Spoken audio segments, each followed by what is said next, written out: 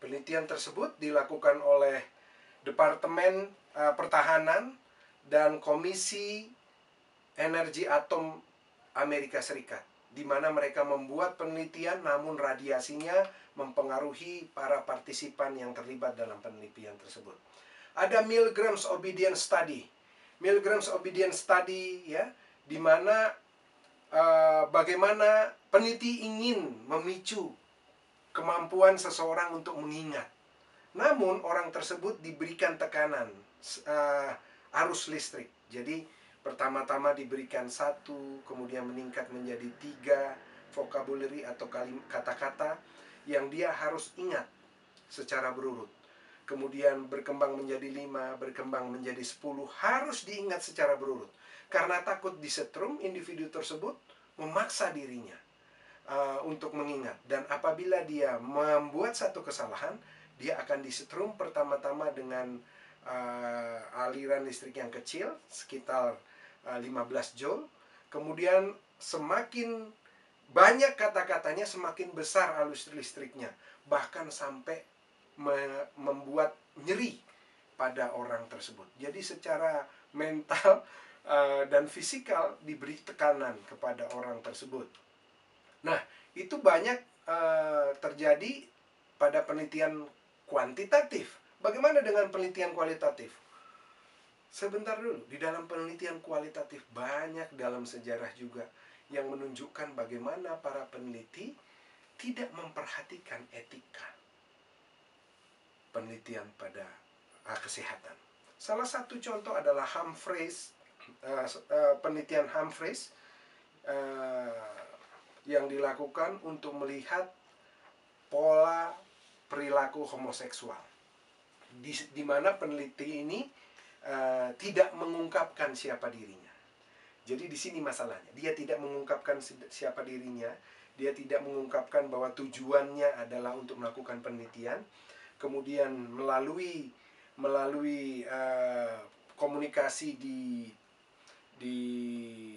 toilet, dia akan berkomunikasi dengan pria yang lain, kemudian mengindikasikan diri sebagai homoseksual. Kemudian tanpa izin dia akan merekam plat nomor mobil dari orang tersebut dan diikuti, diobservasi. Kemudian dia akan menunjukkan bukti bahwa perilaku homoseksual di dalam penelitiannya dilakukan oleh beragam sosial ekonomi, beragam status keluarga dan yang lainnya. Namun membuat banyak protes.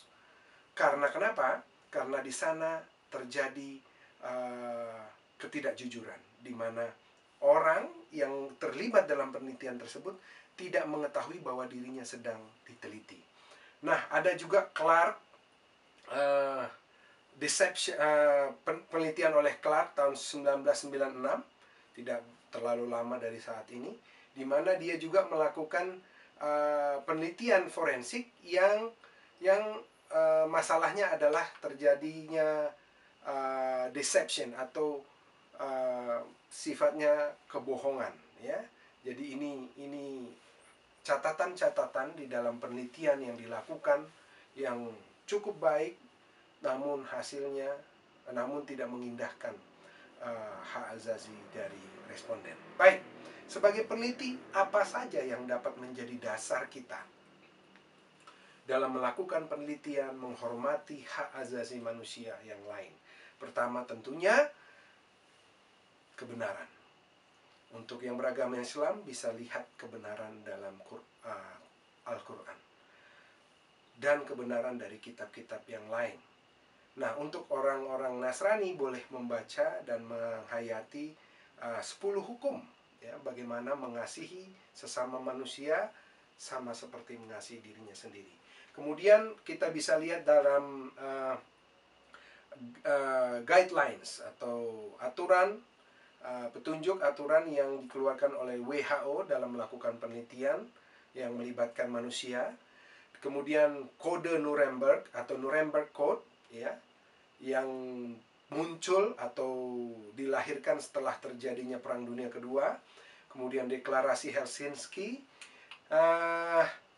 Ada juga kita untuk profesi perawat adalah sumpah keperawatan kita atau yang disebut dengan Nightingale Pledge. Untuk pedoman etika penelitian internasional kita juga bisa baca di sana dan melihat butir-butir yang harus kita taati. Untuk di tanah air kita sendiri kita bisa lihat peraturan pemerintah nomor 10 tahun 66, kemudian undang-undang nomor 36 tahun 2009, peraturan pemerintah nomor 39 tahun 1995, kemudian undang-undang nomor 18 tahun 2002. Nah, coba kita telaah satu persatu. Di dalam otonomi, prinsip pertama, otonomi, yang terpenting di sana poinnya adalah respect for person. Hormati individu tersebut. Nah, di dalam respect for person sering terjadi masalah apabila yang diteliti adalah bawahan atau orang-orang yang merasa tertekan dan tidak punya pilihan.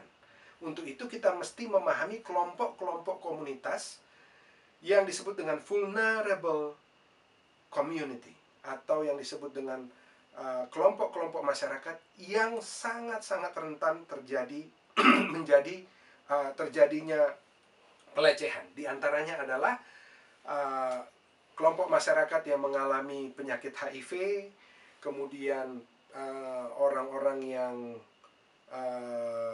pengungsi, ya, anggota masyarakat yang sedang dalam tahanan atau terpenjara, ibu hamil, kemudian anak-anak yang kecil, orang tua, kemudian pekerja seks komersial, kemudian orang miskin. Yang miskin di sini kita perlu definisikan berdasarkan definisi BKKBN tentunya, bukan berdasarkan pemahaman kita, ya. Itulah contoh-contoh veteran perang, ya. Kemudian orang dengan gangguan jiwa, itu contoh-contoh yang dikelompokkan sebagai masyarakat rentan atau vulnerable community, ya, population yang secara etik tidak semena-mena dapat dilakukan penelitian terhadap kelompok tersebut. Jadi itu respect for person. Jangan sampai kita mengintervensi kemampuan dia untuk membuat keputusan terlibat atau tidak. Kemudian kita bisa memberikan keleluasaan informasi yang baik sehingga dia dapat memutuskan dengan pikiran yang tenang, ya. Dan semua partisipasinya dalam penelitian tersebut sifatnya adalah sukarela, dan kemudian dia sudah menandatangani surat persetujuan dan surat persetujuannya juga harus lengkap di sana. Harus ada siapa penelitinya, apa tujuannya, kemudian bagaimana prosesnya berlangsung, apa resikonya, kemudian apa manfaatnya, apa saja resiko-resiko yang tidak terduga yang bisa saja terjadi. Sebagai contoh, waktu kita sedang melakukan aktivitas ternyata datang gempa bumi dan yang lainnya, atau mungkin cahayanya kurang terang, ventilasinya kurang baik sehingga bisa kurang oksigen atau mengganggu kesehatan mata. Itu semua risiko tidak terduga, baik fisik maupun mental atau psikologi. Nah, faktor yang lain adalah selain risiko tidak terduganya, lembaga atau orang mana yang kita bisa hubungi, dan bagaimana data-data itu akan dipublikasikan. Kemudian apakah saya punya data akan disimpan secara rahasia dengan baik. Semua harus dijamin di dalam surat pernyataan tersebut. Jadi bukan sekedar satu kalimat yang menyatakan saya bersedia kemudian untuk mengikuti terlibat dalam penelitian kemudian tanda tangan. Oh, bukan begitu. Sekarang kita harus membangun diri sebagai peneliti-peneliti yang mentaati etika penelitian, menghormati manusia sebagaimana adanya, bukan hanya berfokus kepada data kita, bukan hanya berfokus pada tujuan penelitian kita, tapi kita harus menjunjung tinggi harkat dan martabat dari responden atau partisipan dalam penelitian kita.